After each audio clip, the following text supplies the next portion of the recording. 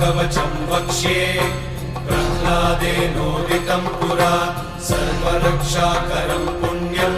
सर्वोपद्रवनाशनं स्वाहा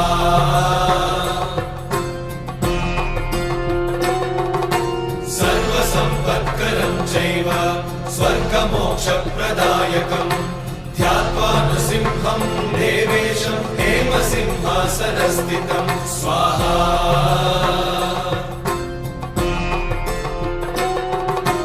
विवृत्तास्यं त्रिनयनं शरदिन्दुसमप्रभं लक्ष्म्यालिङ्गितवामाङ्गं विभूतिविरूपाश्रितं स्वाहा